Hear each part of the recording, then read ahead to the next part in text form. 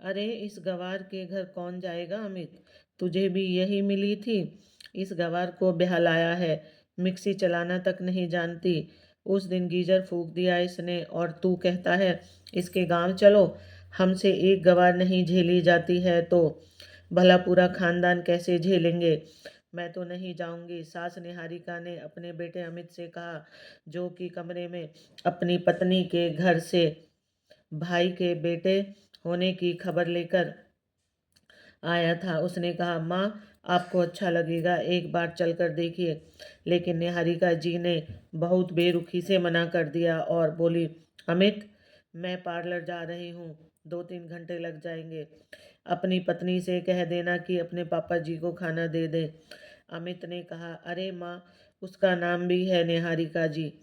ने अपने कटे हुए बालों में कंघा घुमाते हुए कहा, हाँ तेरे लिए होगा। मुझे तो वो देखने में नौकरानी सी लगती है, उससे अच्छी सज धज कर तो हमारी कामवाली आती है। अमित को यह सुनकर बहुत तेज गुस्सा आया। निहारिका जी निकल चुकी थी और उनकी ये सारी बातें पर्दे के पीछे खड़ी उनकी बहू राधा ने सुन ली थी। वो चुपचाप किचन में चली गई। अमित उसके पास ये सब बताने न जा सका। भला किस मुंह से कहता कि उसकी माँ उसके लिए इतने घटिया शब्द बोलती है।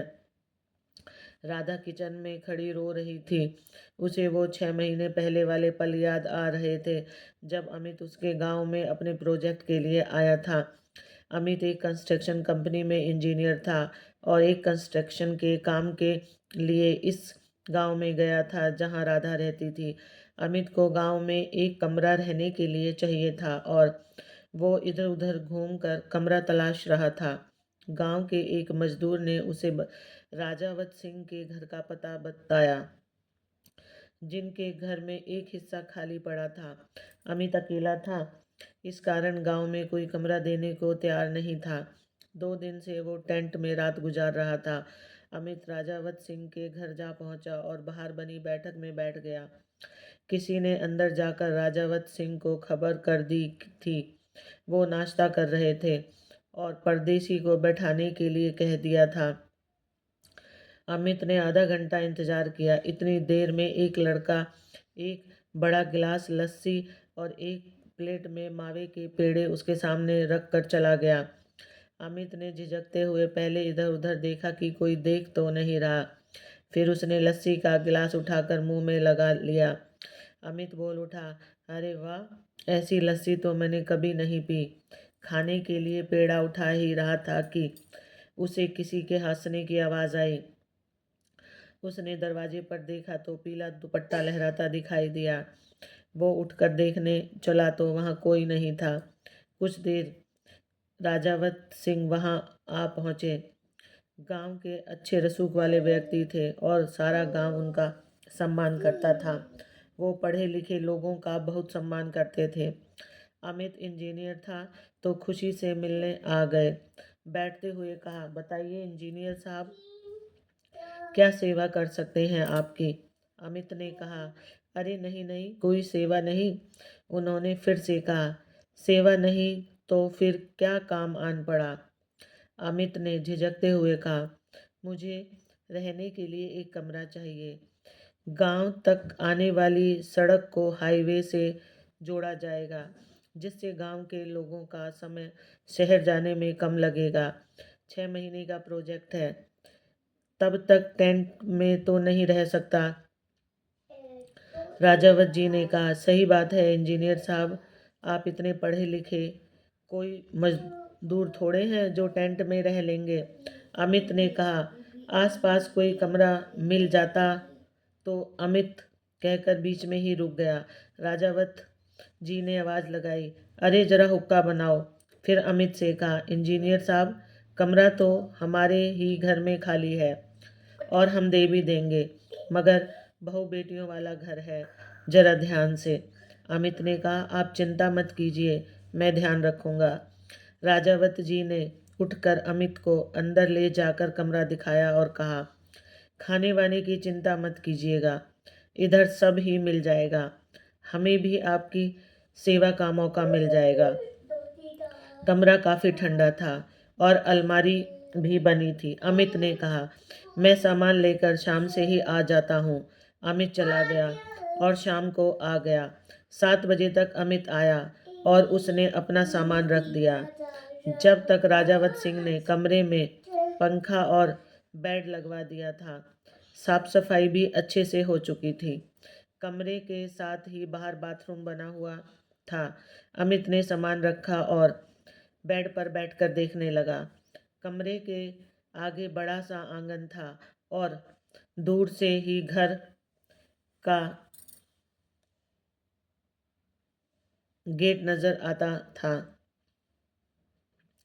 कमरे में बाई और एक और बरामदा था जिसके चारों ओर कमरे बने थे, लेकिन वो इस घर का दूसरा हिस्सा था। अमित ने दरवाजे से खड़े होकर पूरे घर पर नजर डाली और आंगन में लगे नीम के पेड़ पर पड़े झूले को देखा। सोचने लगा, ये किसके लिए होगा? कोई बच्चा तो नजर नहीं आता। अमित सोचता हुआ कमरे के अंदर चला गया और कपड़े बदलकर मुंह हाथ धोने बाहर गया। राजावत सिंह ने जैसे ही उन्हें देखा तो कहा, अरे इंजीनियर साहब, आ गए आप? अभी आपके लिए चाय भिजवा देता हूँ। अब से रोज चाय आ जाएगी। राजावत जी जा चुके थे और अमित अलमारी खोलकर उसमें कपड़े रखने लगा था। पीछे से कोई आहट हुई तो मुड़कर देखा। वही पीला दुपट्टा लहराता दिखाई दिया। पीछे से देखा तो एक लड़की भागती दिखाई दी। पीछे से लंबी चोटी के सिवा कुछ दिखाई ही न दिया। अमित उसके बारे में सोचता हुआ अंदर आ गया और चाय पीने लगा। चाय पीकर वो थकान के कारण चूर होकर सो गया। 1 घंटा सोने के बाद उठकर उसका फोन बजा तो अमित की आंख खुल गई। अमित ने फोन उठाकर कहा, हाँ मॉम, बोलो। उधर से उसकी माँ निहारिका जी की आवाज़ आई। अरे बोलो, क्या होता है? माँ की याद ही नहीं आती है तुझे? अमित ने कहा, मॉम, मैंने आपको फ़ोन किया था लेकिन आपने फ़ोन नहीं उठाया। निहारिका जी ने कहा, अरे हाँ, उस टाइम तो मैं अपनी फ्रेंड के साथ पार्लर में बैठी थी, मैनीक्योर करवा रही थी और फेस पर फेशियल हो रहा था, तो बात कैसे करती? अमित हंस दिया और बोला, मेरी फैशनेबल मॉम, अब बहू लाने के दिन है और तुम खुद ही पार्लर के चक्कर काटती हो। निहारिका ने कहा, हाँ तो सास क्या पार्लर नहीं जाती? मैं तो अपनी ही तरह फैशनेबल बहू लेकर आऊंगी तेरे लिए। अमित ने झट से हंसकर कहा, मॉम, मुझे तो सिंपल और प्यारी लड़की चाहिए। तभी दरवाजे पर खड़े राजावत सिंह की आवाज़ आई तो अमित ने बाद में बात करता हूँ कहकर फ़ोन काट दिया। राजावत सिंह ने हंसकर अंदर आते हुए कहा, इंजीनियर साहब, आपको तो लड़की भी साधारण चाहिए। अरे, सो देखकर एक को हाँ कीजिएगा, आप भी आखिर इंजीनियर हैं। अमित दिया था। उसके बाद राजावत सिंह ने कहा, कुछ देर बाद खाना खाने आ जाइए, आज आपके लिए स्पेशल खाना बनवाया है। अमित कुछ देर में उस बरामदे की तरफ चला गया। राजावत सिंह उसे देखते ही अंदर ले गए और खाने की टेबल पर बैठा दिया। अंदर के ठाट बाट देखकर अमित हैरान था। ये घर गांव का लग ही नहीं रहा था। आलीशान झूमर, शानदार पर्दों की सजावट, ऊपर से डाइनिंग टेबल। गांव में तो लोग नीचे बैठकर खाना खाते हैं। यही बात अमित के मुंह से निकल गई। उसने कहा, गांव में भी इतना कुछ बदल गया है? अब कोई नीचे चूल्हे के पास बैठकर नहीं खाता। कितना सुकून होता है उस खाने में। राजावत ने हंसते हुए कहा, अरे, हम भी वहीं बैठकर खाते हैं। हम हमें तो लगा कि आप वहाँ कहाँ बैठ पाएंगे, तो यहाँ खाने को मेज पर ले आए। सच कहें तो हमको भी ये अंग्रेजी चाल चलन पसंद नहीं, लेकिन आजकल दिखावे की दुनिया है ना, बस इसी के लिए रखी है ये मेज। चलिए अंदर। राजावत जी अमित को लेकर किचन में चले गए, जहां आज गैस छोड़कर चूल्हे पर खाना बन रहा था। नीचे बैठने के लिए चटाई बिछा दी और सामने खाने के लिए चौकी पर थाली रखी थी। अमित खुशी से वहां बैठ गया। चूल्हे पर जो खाना बना रही थी उसकी ओर इशारा करके राजावत सिंह जी ने कहा, ये हमारी धर्मपत्नी है। तभी एक लड़की आई और उसने दोनों को थाली में खाना परोसना शुरू कर दिया।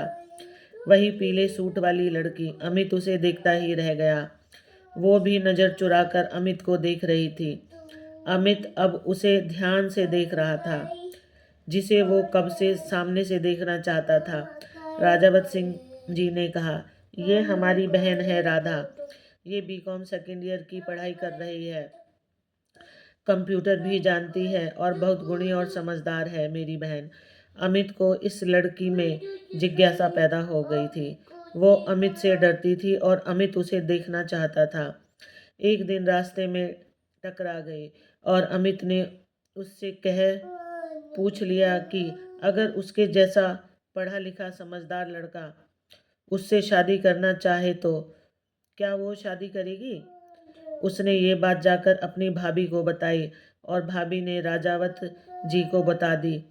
कोई और लड़का होता तो राजावत बिगड़ जाता या शायद खून खराबा हो जाता, मगर उसे अमित पसंद था क्योंकि अमित समझदार और पढ़ा लिखा था और उसने सीधी शादी की बात की थी। राजावत ने अमित को बुला लिया और अकेले में बात की। अमित ने अपने मन की बात कह दी, मगर जब उन्होंने अमित से अपने माता पिता को बुलाने के लिए कहा तो अमित टाल गया, क्योंकि वो जानता था कि उसकी मॉम को राधा जैसी साधारण गांव की लड़की पसंद नहीं आएगी। लेकिन राजावत को जवाब देना था, सो उसने एक दिन घर फोन करके सब बता दिया। निहारिका जी ने राधा को अपनाने के लिए साफ इनकार कर दिया। अमित के पिता रघुनंदन जी ने कहा, अरे निहारिका, एक बार देखने में क्या हर्ज है, आखिर अपने अमित की पसंद है। लेकिन निहारिका जी नहीं मानी और रघुनंदन जी निहारिका जी के खिलाफ होकर अमित के पास चले गए। वहां जाकर उन्होंने राजावत सिंह जी से बात की तो पता चला कि राधा की माँ बचपन में ही गुजर गई और भाभी के ही हाथों पली बड़ी राधा उन्हीं के दिए संस्कार से परिपूर्ण है। राधा के कारण राजावत ने अपनी कोई संतान नहीं की। कसम खाई थी कि पहले उसका ब्याह करेंगे, तभी संतान की इच्छा मन में लाएंगे। रघुनंदन जी इस बड़े इससे बड़े प्रभावित हुए। निहारिका, जिनके लिए उन्होंने कह दिया कि उनकी तबीयत खराब है और इलाज कराने अमेरिका गई है, ज़्यादा जोर शोर से विवाह नहीं कर पाएंगे। राजावत को जरा भी शक नहीं हुआ और वो मान गए। 2 महीने बाद की तारीख तय हो गई और रघुनंदन जी घर लौट गए। 2 महीने बाद आकर विवाह संपन्न हुआ और अमित को बहू के साथ वहीं छोड़कर चले आए। अमित खुश था और राधा अपने ससुराल जाना चाहती थी। वो कहती थी कि मैं अपने ससुराल कब जाऊंगी। तो अमित ने कहा, जैसे ही प्रोजेक्ट खत्म होगा हम घर चले जाएंगे। असल में राधा की विदाई 3 महीने बाद हुई और तब तक वो अमित के साथ गांव के उसी कमरे में रही। अमित ने दहेज के रूप में कुछ भी लेने से मना कर दिया था, मगर वो नहीं माने और उन्होंने राधा को जेवर और सामान से भरकर खूब धूमधाम से घर से विदा कर दिया। अमित को डर था कि राधा के घर पहुंचते ही मॉम न जाने क्या रंग दिखाएंगी, लेकिन पापा को सब संभालने को बोल दिया था। जैसे ही वो दरवाजे पर पहुंची तो कुछ खास तैयारियां नहीं थी और रघुनंदन जी दरवाजे पर आरती का थाल लिए खड़े थे। राधा अपनी सास के अमेरिका में होने की बात जानती थी तो कुछ सोचा ही नहीं। निहारिका जी गुस्से में बाहर नहीं आई और कमरा बंद करके बैठी रही। ससुर जी ने दोनों की आरती उतारी और राधा अपने पैर से कलश गिराकर अंदर आई। अंदर हर तरफ फूल सजाए गए, जिसे देखकर राधा को अच्छा लगा। भले गांव की थी, मगर सपने तो उसके भी थे। अमित ने उसे अपने कमरे में बैठा दिया। राधा बैठकर अमित के कमरे को ध्यान से देख रही थी और अमित के बचपन की तस्वीरें देखकर मुस्कुरा भी रही थी। अमित ने कुछ घंटों बाद उसके पास बैठते हुए कहा, राधा, मुझे तुम्हें कुछ बताना है। राधा हैरानी से देखने लगी और बोली, जी कहिए। अमित ने अपनी मॉम के बारे में बताकर कहा, राधा, मैंने तुमसे झूठ बोला, मुझे माफ़ कर देना। लेकिन वो हमारी शादी नहीं होने देती और मुझे पत्नी के रूप में तुम ही चाहिए थी। तुम्हें पाने के लिए ही मैंने झूठ बोला, लेकिन पापा मेरे साथ थे। राधा ने कहा, कोई बात नहीं, मम्मी को भी हम मना लेंगे। अमित ने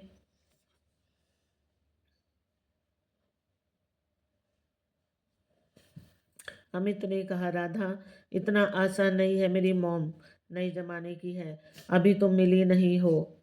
खैर, वो नहीं मानी तो तुम चिंता मत करना, मैं तुम्हें लेकर यहाँ से चला जाऊंगा। एक ही घर में रहकर भी 2 दिन तक राधा और उसकी सास का आमना सामना नहीं हुआ। अमित तीसरे दिन दोपहर में पापा के साथ राधा को उनके पास ले गया। रघुनंदन जी उन्हें पहले समझा चुके थे कि उस पर नाराज मत होना, अब वो बहू है। अगर तुम्हें बात नहीं करनी तो मत करना, मगर कुछ बोलना नहीं। निहारिका के कमरे में जाते ही राधा उन्हें देखकर थोड़ा सा डर गई। इतनी मॉडर्न सास देखकर अब उसके हाथ पैर कांप रहे थे। सलून से कटे खुले बाल, चेहरे पर मेकअप और मॉडर्न स्लीवलेस कपड़े देखकर राधा को खुद में अजीब लगने लगा। वो तो साड़ी में घूंघट डालकर आई थी। अमित ने इशारा किया पैर छूने का तो उसने झुककर पैर छुए, लेकिन निहारिका जी ने पैर दूसरी तरफ खिसका लिए और कहा, बस बस, ये सब नाटक की जरूरत नहीं। तुम गांव वाली लड़कियां ये सब करके शहर के लड़कों को पटा लेती हो। इसको तो पटा लिया, मगर मैं नहीं पटने वाली, समझी। निहारिका ने ये शब्द बिना राधा को देखे ही जल्दी जल्दी बोल दिए। रघुनंदन जी ने आंखें दिखाई तो कहीं जाकर चुप हुई, मगर इतने शब्दों में ही बहुत कुछ कह चुकी थी। अमित राधा का हाथ पकड़कर वहां से ले आया। उसने कहा, अब से मॉम तुम्हें सामने दिखाई भी दे तो तुम उनके पैर नहीं छुओगी। उन्हें संस्कारों की कदर नहीं है ना, तो छोड़ो, तुम भी पड़े रहने दो उन्हें उनकी फैशनेबल लाइफ में। अब रोज राधा घर संभालती और घर के सारे काम करती, सीधे तरीके से करती। रघुनंदन जी तो ऐसी बहू पाकर बहुत खुश थे। निहारिका जी जब जब किचन में आती तभी उन्हें राधा दिखाई देती। वो कभी नाश्ता पूछती तो कभी खाना। वो मुंह बनाकर खाना लेकर चली जाती और कहती, ये कैसा खाना बनाया है, कितना तेल है इसमें, कितने मसाले हैं इसमें, ये तो हमें बीमार करके छोड़ेगी। रघुनंदन जी कहते, निहारिका तुम खामखा राधा की कमी निकालती हो, बल्कि तुमने आज तक ऐसा स्वादिष्ट खाना नहीं बनाया। शुक्र करो इस घर में ऐसी बहू आई है, तुम्हारे भाग्य खुल गए हैं। लेकिन तुम्हें कहाँ कदर होगी इस बात की। निहारिका जी ने कहा, मैं इसकी तरह गांव में नहीं बल्कि हाई सोसाइटी में रहने वाले परिवार से हूँ, जहाँ चाय नहीं महंगी कॉफ़ी पी जाती है। इसका मेरा कोई मुकाबला नहीं। अपने मायके का घमंड दिखाने वाली, बात बात पर अपने रईस मायके की धौंस दिखाने वाली निहारिका जी आए दिन राधा को नीचा दिखाती रहती थी। राधा ने कभी अमित से कुछ न कहा और रघुनंदन जी भी खामोश रहे। राधा को बस मुस्कुराकर इशारा कर देते और राधा मुस्कुराकर रह जाती। उसे लगता कि आखिर पति और ससुर जी तो उसके साथ हैं। राधा के घर से जो भी सामान आया, निहारिका ने उसकी तरफ नज़र भी नहीं डाली और कहा, कब तक ये कबाड़ बाहर पड़ा रहेगा। और राधा के मायके से आए सारे सामान को उसके कमरे में रखने के लिए कह देती है, लोकल सामान अपने कमरे में रखो, मेरे घर का ढंग ही बिगड़ कर रख दिया। अमित को बुरा लगता, मगर राधा उसे शांत करा देती। अमित ने कहा, राधा मेरी गलती को तुम सहन क्यों कर रही हो। चलो न हम अकेले रहते हैं, मॉम के ताने सुनने को नहीं मिलेंगे तुम्हें, कम से कम तुम मुस्कुरा सकोगी। लेकिन राधा ने मना करके कहा, आप इकलौते बेटे हैं, मैं अपने सिर पर ये पाप नहीं रखवाना चाहती कि इकलौता बेटा छीन लिया। राधा गांव के माहौल से थी और उसे पता था कि निहारिका जी ऐसे शब्द आसानी से कह देंगी। कुछ दिन बाद सर्दियां आ गई तो राधा ने नहाने के लिए गैस पर पानी उबालने रखा। उसने अमित से कहा, आज ठंडे पानी से नहाया न जाएगा, गैस पर गर्म होने के लिए रख दिया है, जब तक इंतजार करना पड़ेगा। अमित ने कहा, अरे गीजर के होते तुम गर्म क्यों करने लगी? बस एक बटन ही तो दबाना है।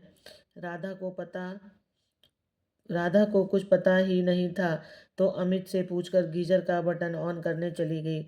सास ने सुन लिया था तो उसने वहीं आकर कहा, तेरी औकात ही कहाँ गीजर के पानी में नहाने की, और जब चलाना नहीं आता तो चलाने क्यों आई? गांव की गंवार, तुझे गीजर का ही नहीं पता? दुनिया कहाँ से कहाँ चली गई है। अरे खूबसूरत होने से सब कुछ नहीं होता, दिमाग भी चाहिए। वो एक गंवार में कहाँ से आएगा? राधा को बहुत शर्मिंदगी हुई और अमित को इस बात का पता ही नहीं चला। नहीं, राधा ने उसे बताया। निहारिका जी बड़बड़ाती हुई अपने कमरे में चली गई। ये अमित भी किसको ले आया? किसी दिन सबके सामने हमारी बेइज्जती करा देगी। राधा को घर में आने के बाद एक के बाद एक जिल्लत का सामना करना पढ़ना पड़ा। शुरू शुरू की बात थी, जब अमित ने राधा से कहा, राधा मुझे जरा आरओ में से पानी लाकर दे दो। वो किचन में जाकर इधर उधर देखती रही। काफी देर बाद अमित ने जाकर कहा, इधर उधर क्या देख रही हो राधा? नजर नीचे करके बोली, आरओ का पानी मुझे नहीं मालूम। तब अमित ने मुस्कुराकर उसे वाटर फिल्टर दिखलाया तो राधा बोली, अरे मुझे फिल्टर पानी तो पता है, लेकिन वो दिखता कैसा था ये नहीं पता था। अमित, मैं धीरे धीरे सब समझ लूंगी। अमित ने उसके गाल पर हाथ रखा और बाहर आ गया। किचन से बाहर आया तो निहारिका जी ने कहा, अरे अपनी गंवार बीवी को आरो नहीं समझाया पाया? अमित, बेचारी गंवार है ना, उसको क्या पता? उसे तो गांव का हाथ से खींचने वाला नल ही पता होगा ना, बिल्कुल कुएं का पता होगा। घड़ा लेकर रोज पानी भरने जाती भी होगी, वहीं से तुझे देख लिया होगा और डोरे डाल दिए। निहारिका जी कोई मौका नहीं छोड़ती थी। अमित चिल्लाया, मॉम आप राधा को बख्श दीजिए। अगर वो सीधी सादी लड़की है तो में गलत क्या है? इल्ज़ाम लगाने का कोई मौका नहीं छोड़ती हो। निहारिका जी उठकर पैर पटकती हुई कमरे में चली गई और अपने पति से बड़बड़ाते हुए कहने लगी, यह आपका बेटा तो जोरू का गुलाम हो गया है। ये गांव की सीधी सादी लड़की नहीं, कोई जादूगरनी है। मेरे हाथों पला बड़ा मेरा बेटा कुछ दिन में ही इसके पीछे पीछे घूमने लगा है, मेरी एक बात भी नहीं सुनता। रघुनंदन जी ने कहा, निहारिका ये कोई जादू टोना नहीं, बल्कि इस लड़की का अच्छा और साफ मन ही सबको अपनी ओर खींच लेता है। कमी क्या है उसमें जो तुम उसे कभी बिना सुनाए जाने नहीं देती? अरे अब भी कह रहा हूँ, अपना लो इसको, वरना बहुत पछताओगी जब अमित घर छोड़कर चला जाएगा। निहारिका जी रोते हुए कहा, आप भी मुझे ही कहने लगे? अरे मेरे भी अरमान थे अपने, आप दोनों ने मिलकर सब कुचल दिए। कितनी हाई फाई शादी करना चाहती थी मैं अमित की, और आपने क्या किया? रघुनंदन जी अपनी पत्नी को समझाते हुए बोले, कोई बात नहीं निहारिका, अभी नई नई इस घर में आई है, धीरे धीरे घर का माहौल हम सबको समझ जाएगी।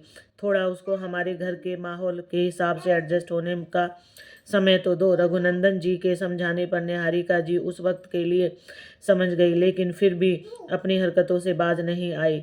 उन्हें जब भी मौका मिलता वह राधा को गंवार कहकर अपने लाइफ स्टाइल की धौंस दिखा ही देती थी। एक दिन राधा मिक्सी में चटनी पीस रही थी। अचानक से मिक्सी का जार खुल गया और चटनी पूरी रसोई में छटक गए। निहारिका जी चिल्लाते हुए आई और कहा, तुमसे किसने कहा था मिक्सी को हाथ लगाने के लिए? अरे जब इस्तेमाल करना नहीं आता तो हाथ क्यों लगाती हो? क्या हाल किया है किचन का? अब ये सब कौन साफ करेगा? तुझे तो सिलबट्टे पर चटनी पीसने की आदत होगी। ये नालायक अमित कबाड़ ही उठा लाया, जाने कौन आदिवासी लड़की है ये। राधा ने कहा, मम्मी जी जार ही ठीक से बंद नहीं हो पाया, इसलिए ऑन करते ही खुल गया, नहीं तो मिक्सी तो हमारे घर में भी है। निहारिका जी कहती, अरे तुम्हारे गांव में लाइट ही कितनी आती होगी जो मिक्सी चलती होगी? वहाँ झुग्गी झोपड़ी में लाइट कहाँ होती है? निहारिका जी ने उसे फिर से नीचा दिखाया और राधा ने कुछ नहीं कहा। गांव के सबसे रसूखदार घर की बेटी थी, लेकिन संस्कार भी इतने थे कि सास के सामने खामोश रही। एक बार उसके गांव से उसके भाई रजावत ने सबके लिए ढेरों सामान भेजा क्योंकि तीज का त्यौहार था। अमित ने फ़ोन पर कहा कि भाई साहब आप खुद क्यों नहीं आए, तो उन्होंने कहा हम बेटियों के घर नहीं जाते। काफ़ी सारा सामान भेजा गया था। सारा का सारा ड्राइंग रूम में रखा हुआ था, जिसमें महंगी महंगी बनारसी सिल्क की साड़ियाँ थी और महंगी महंगी विदेशी मिठाइयाँ भी थी। सबके लिए सोने का भी कुछ न कुछ आया था। राधा की सास का पहले तो देखकर मुंह खुला का खुला रह गया, लेकिन मुंह घुमाए खड़ी ही रही और किसी चीज को हाथ न लगाया। राधा ने निहारिका जी के हाथ में साड़ी देकर कहा, मम्मी जी ये आपके लिए आई है। सिल्क की साड़ी देखकर मन में तो हैरान हो रही थी, मगर कहने लगी, अरे ये नकली सिल्क क्यों भेज दिया, और हमने कब सिल्क मांगा था। राधा ने कहा, नहीं मम्मी जी ये असली सिल्क है, सूरत से मंगवाया है भैया ने। निहारिका जी ने राधा की इस बात को पकड़ लिया। ओ, सूरत से मंगवाया है, और तुम्हारे भाई के पास यहाँ देने आने तक के लिए पैसे नहीं बचे। वैसे ये तो बताओ कि ये सब क्या बेचकर खरीदा है तुम्हारे भाई ने, या कहीं चोरी तो नहीं करता वो। रघुनंदन जी जोर से बोले, निहारिका हद में रहो, कुछ भी बोलती जा रही हो। मुझे तो इस घर में तुम ही गवार दिखाई देती हो। अरे इतने प्रेम से भेजा है तो प्रेम से देख क्यों जली जाती हो। निहारिका जी राधा को घूरते हुए अंदर चली गई। निहारिका जी को अब रघुनंदन का डर होने लगा था, लेकिन उनके घर में न होने पर वो मौके का फायदा उठाना नहीं भूलती थी। कुछ महीने में करवा चौथ का त्यौहार आ गया और निहारिका जी ने रघुनंदन जी के साथ हमेशा की तरह काफ़ी सारी शॉपिंग की।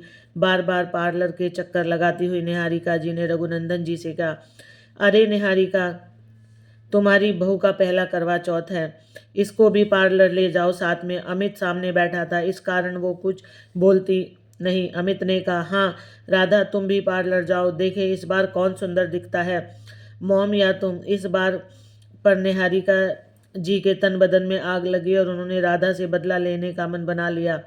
उन्होंने झट से कहा, अरे सुंदर तो यही लगेगी, भले ही मैं शौकीन हूँ, मगर ये तो बहू है, आज इसका पहला त्यौहार है, मैं इतनी भी बुरी नहीं हूँ। चलो राधा मेरे साथ चलो, देखना आज शहर में कैसे सजते हैं। निहारिका जी उसको पार्लर में ले गई। आज पार्लर वाली के सामने बैठा दिया। उसने कहा, इसको अच्छे से तैयार कर दो, इसके पहले एक फेशियल कर दो। ब्यूटिशियन राधा के चेहरे पर तरह तरह की क्रीम लगाने लगी। उसने कहा, वैसे आप तो ऐसे भी सुंदर हैं, मेकअप से तो और ज़्यादा सुंदर हो जाएंगे। निहारिका जी के अंदर से चिढ़ रही थी, लेकिन ऊपर से मुस्कुरा रही थी। जैसे ही वो राधा के चेहरे पर ब्लीच लगाने चली तो उसका फ़ोन बज उठा और उसने मुड़कर अपना फ़ोन उठाया। इतने में निहारिका जी ने ब्लीच में एक्टिवेटर मिला दिया। ब्यूटिशियन जैसे ही वापस उनकी तरफ मुड़ी तो वो पीछे हट गई। उसने जल्दी से राधा के चेहरे पर ब्लीच लगा दी। कुछ पल बाद राधा के चेहरे पर जलन होने लगी। जब राधा सह नहीं पाई तो उसने इसकी शिकायत तो ब्यूटिशियन ने कहा, अरे थोड़ी तो जलन होती ही है, कुछ नहीं होगा। लेकिन कुछ देर में जलन असहनीय हो गई और राधा उठ खड़ी हुई। इसे ऐसे लग रहा था कि उसके चेहरे पर किसी ने तेजाब डाल दिया हो। उसने जल्दी से जाकर मुंह धो डाला और जैसे ही उसने टॉवल से मुंह पोंछा तो उसने देखा कि चेहरे पर फफोले जैसे निकलने शुरू हो गए हैं। राधा रोने लगी और निहारिका जी भी ब्यूटिशियन को डांटने का नाटक करने लगी। आइस क्यूब भी लगाई गई, मगर कोई फायदा न हुआ। राधा ने कहा, मम्मी मुझे घर जाना है। निहारिका जी मन ही मन हंसती हुई उसे घर लेकर आई। अमित उसे रोते देखकर डर गया और जल्दी से डॉक्टर के पास लेकर गया। डॉक्टर ने बताया कि ये ब्लीच में एक्टिवेटर की ज़्यादा मात्रा से हुआ है। उसने चेहरे पर लगाने के लिए दवाई दे दी और अमित उसे लेकर घर चला आया। अमित को शक था कि उसमें निहारिका जी का हाथ है, लेकिन भला पता कैसे चलता। राधा का पहला करवा चौथ इस तरह निहारिका जी ने खराब कर दिया था। रघुनंदन जी ने कहा, मुझे तुम पर क्यों शक हो रहा है निहारिका? आज जब तुम इस तरह बड़ा दिल दिखाकर इसे साथ ले गई तो मुझे अजीब लगा, क्योंकि तुम तो उससे तुलना करती हो अपनी। आज अच्छी सास बन गई अचानक, ये समझ नहीं आया। कहीं तुमने ही तो निहारिका जी ने कहा, अरे हर बात का इल्ज़ाम मुझ पर मत लगाओ। तुम्हारी बहू कोई अंग्रेज नहीं बल्कि एक गवारन है। क्या पता इसने ही कुछ किया हो। रघुनंदन जी ने आगे कुछ नहीं कहा। त्योहार का दिन था और वो माहौल बिगाड़ना नहीं चाहते थे।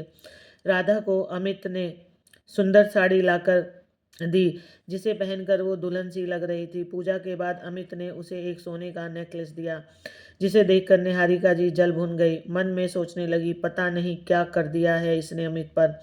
उधर राधा की भाभी प्रेग्नेंट थी और कुछ दिन में खुशखबरी आने वाली थी। राधा बहुत खुश थी, क्योंकि उसके भाई ने उसके कारण संतान के बारे में भी नहीं सोचा था। अब इतने सालों बाद उसके यहाँ खुशी आने वाली थी और वो बुआ बनने वाली थी। अमित से रोज जाने के बारे में बात करती थी। क्या क्या लेकर जाएंगे बुआ के तौर पर, भाभी को क्या क्या, भाभी क्या क्या देंगी। अमित कहता, अरे राधा, तुम जो चाहोगी हो जाएगा, बस तुम खुश रहो और ऐसे में खुश रहा करो।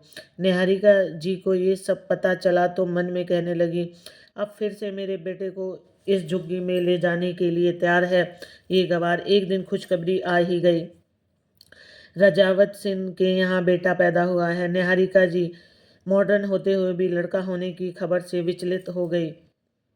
अमित ने अपने पापा से कहा, पापा, माँ को भी तो ले जाना पड़ेगा। रघुनंदन जी ने कहा, बेटा मैं मना लूंगा उसको, तुम फिक्र मत करो, अपने घर की बेइज्जती नहीं होने दूंगा। निहारिका जी के सामने जैसे ही ये बात रखी गई कि राधा के गांव सभी को जाना है, तो उन्होंने घर में हंगामा कर दिया। रघुनंदन जी ने कहा, अरे तुम्हारा समधी आना है, नसीब वालों को ऐसे समधी मिलते हैं, और वो तो राधा का भाई है, वो तुम्हारे बेटे बराबर है। निहारिका जी ने कहा, मुझे उस गांव में कदम भी नहीं रखना।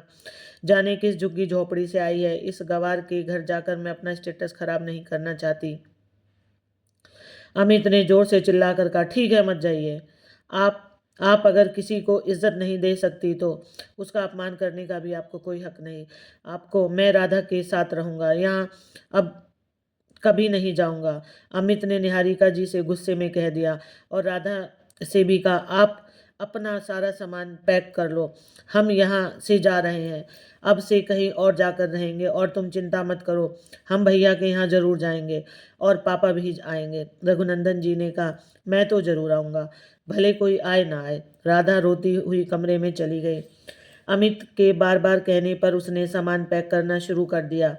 निहारिका जी ये सब देखकर दंग थी, मन ही मन ये सब देखकर कुढ़ भी रही थी। रघुनंदन जी ने आकर समझाते हुए कहा, निहारिका, एक बार चल कर तो देखो, अरे अपने बेटे के लिए ही चलो। अगर अब तुम नहीं गई तो तुम्हारा बेटा घर छोड़कर चला जाएगा, क्या तुम्हें ये मंजूर है। निहारिका जी सारी रात सोचती रही और अमित सुबह घर छोड़ने के बारे में सोचता रहा। सुबह जैसे ही अमित ने कमरे से सामान बाहर निकाल कर रखना शुरू किया तो निहारिका जी से देखा नहीं गया और वो रोने लगी। उन्होंने कहा, अमित, मैं चलने को तैयार हूँ। राधा ये सुनते ही मुस्कुरा उठी, लेकिन ये नहीं जानती थी कि निहारिका जी ये सब सिर्फ अमित के लिए कर रही हैं। अब घर में जाने की तैयारियां होने लगी। राधा अपने भतीजे के लिए सुंदर सुंदर कपड़े लेकर आई और निहारिका जी ने ये कहकर उन्हें देखकर कह दिया कि हमारे घर की बेइज्जती करवाओगी क्या, हम ब्रांडेड पहनते हैं और ब्रांडेड ही पहनते हैं देते हैं। लेकिन अगले ही पल बोली, अरे मगर झुग्गी झोपड़ी वालों को ब्रांडेड का कहाँ पता होता है, चलो छोड़ो, उनके लिए यही सही है, बेकार में अपना खर्चा क्यों करना, पता नहीं मैं कैसे करूँगी। वहाँ वहाँ तो टॉयलेट भी नहीं होगा और एसी भी नहीं होगा। अमित ने कहा, माँ, ऐसा कुछ नहीं है, आप जानती नहीं अभी राधा के घर को। निहारिका जी ने कहा, मुझे जानना भी नहीं है, मैं बस तेरे कारण जा रही हूँ, वरना गांव में जाना मेरी शान के खिलाफ है। राधा ने बच्चे के लिए एक सोने की चैन बनवा ली थी और साथ ही अपने भतीजे को देने के लिए एक लकड़ी का बहुत सुंदर सा झूला भी बनवाया था। निहारिका जी को ये सब ओल्ड फैशन लग रहा था। उन्होंने यह सब कुछ अपने मायके में कभी नहीं देखा था, क्योंकि उनके यहाँ तो यह सब कुछ नहीं होता था। उन्होंने कहा, अरे झुग्गी वालों के लिए इतना ज़्यादा करने की क्या ज़रूरत है, और फिर मायके वाले तो हमेशा देते हैं, मैंने तो कभी अपने मायके में यहाँ से कुछ जाते हुए नहीं देखा। मैं तो यह सोच रही हूँ कि वहाँ हमारे लिए क्या ही व्यवस्था होगी, मैं तो उधर रह ही नहीं पाऊंगी, ना तो गांव में ढंग से लाइट आती है, ना कोई व्यवस्था होती है। राधा ने कुछ नहीं कहा, वो जानती थी कि अपनी सास से कुछ भी कहना आग में कूदने के बराबर है। निहारिका जी उल्टा यही कहती कि अपने मायके के गुणगान कर रही है। इसलिए राधा ने कभी घर के बारे में नहीं बताया और अमित ने कहना भी चाहा तो वो सुनने को तैयार न हुई। आखिरकार वह दिन भी आ गया जब राधा पूरे धूमधाम के साथ अपने मायके बधाई लेकर गई। सास निहारिका जी और ससुर रघुनंदन जी साथ ही थे। जैसे ही वह अपने मायके के गांव में पहुंची तो देखा कि बाहर ही ढोल नगाड़ों के साथ उनका स्वागत किया गया। पूरे गांव में शोर मच गया कि राधा बिटिया आ गई, क्योंकि वो शादी के बाद भी पहली बार अमित के साथ घर आई थी। परिवार के सारे लोग गांव के बाहर खड़े होकर के राधा और अमित का परिवार सहित स्वागत करने लगे। सब फूल बरसा रहे थे और माला पहना रहे थे। निहारिका जी ने तो इस सब की कल्पना भी नहीं की थी। निहारिका जी के उसके भाई ने पैर छूकर कहा, धन्य भाग हमारे जो माता जी आप हमारे घर आई। रघुनंदन जी, निहारिका जी और उनके बहू बेटे का खूब स्वागत हो रहा था। खूब ढोल नगाड़े बज रहे थे और चारों तरफ से फूलों की बारिश हो रही थी। राधा के मायके से सभी बच्चे नाच रहे थे और खुशियां मनाई जा रही थी। रजावत जी धूमधाम से अपने बहनोई और बहन का स्वागत करते हैं। ऐसे भव्य स्वागत को देखकर निहारिका जी की आंखें फटी की फटी रह गईं कि उन्होंने तो समझा था कि उनकी बहू का मायका किसी छोटे से गांव की छोटी सी झुग्गी में होगा और किसी झोपड़ी में रहती होगी, मगर इसका घर तो हवेली से कम नहीं। इतना कुछ देखकर के वह दंग रह गई। उन्होंने देखा कि राधा का घर एक बहुत बड़ा नक्काशी वाला घर है, जो कि इतना बड़ा है कि ऐसे लग रहा है कि जैसे कोई हवेली हो। सब लोग आकर रजावत को बधाइयां दे रहे थे। हर कोई उन्हें ही सलाम ठोक रहा था। निहारिका जी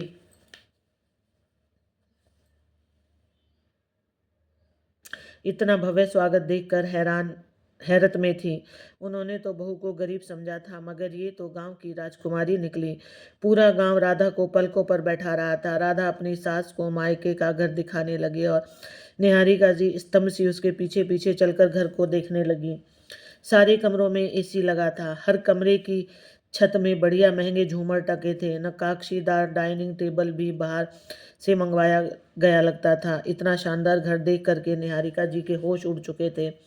उनका घर तो इसका आधा भी नहीं था, बल्कि एक छोटा सा फ्लैट ही तो था। इस घर में कितने सारे पंखे हैं, और उनके घर में तो मात्र 3 ही पंखे और 2 एसी थे। शहर में तो ऐसा घर कभी भी देखने को नहीं मिला था, और वैसे भी इतने बड़े घर शहर में होते ही नहीं। ऐसे बड़े बड़े घर तो सिर्फ गांव में देखने को मिलते हैं। तभी राधा की मौसी आई और निहारिका जी को एक बॉक्स देकर बोली, ये आपके लिए। निहारिका जी ने बॉक्स खोलकर नजर डाली तो उसमें एक डायमंड का सेट था, जो उन्होंने जीवन में भी कभी नहीं देखा था। उन्होंने कहा, अरे ये हम नहीं ले सकते, इतना बड़ा उपहार बिल्कुल नहीं ले सकते। तो मौसी ने कहा, इतना काबिल दूल्हा मिला है राधा बिटिया को, और रजावत को बेटा भी हुआ है, तो ऐसे में तो उपहार तो बहुत छोटा है। आप तो शादी में भी नहीं आई, इसलिए अब ये दे रहे हैं। प्यार का नजराना है, रख लीजिए। निहारिका जी को राधा की तरफ देखने में भी शर्मिंदगी हो रही थी। अब उन्हें समझ आ रहा था कि राधा ने कभी उन्हें जवाब क्यों नहीं दिए, और वो साड़ियाँ भी असली सिल्क की ही रही होंगी। निहारिका जी को अपने किए पर पछतावा हो रहा था। उन्हें लग रहा था कि जिसे गरीब होने के इतने ताने दिए, हम तो उनके आधे के बराबर भी नहीं। इस लड़की राधा का दिल कितना बड़ा है कि इसने कभी कुछ नहीं कहा और हमेशा मेरा सम्मान करती रही। कभी इसने अपने मायके का घमंड नहीं दिखाया, लेकिन मैंने तो बात बात पर इसको अपने स्टेटस की धौंस दिखाई। अपनी बहू के मायके को देखकर आज उन्हें अपना मायका भी फीका लग रहा था। जिनके हाई स्टेटस की वो बातें किया करती थी और राधा को सुनाती रहती थी, अब निहारिका जी को बार बार वही बातें याद आ रही थी। जब उसने अपनी राधा को नीचा दिखाया था, झुग्गी झोपड़ी वाली कहा था और जादू टोना करने वाली कहा था, वो कितनी भी कोशिश करती मगर इतनी अच्छी बहू अमित के लिए नहीं ला पाती, इसका उन्हें एहसास हो गया था। राधा ने 3 दिन में उन्हें अपने गांव में दूर दूर तक फैली अपनी खेती जायदाद और बाग बागान दिखा दिए। निहारिका जी अंदर ही अंदर अब आत्मगिलानी में भरती जा रही थी।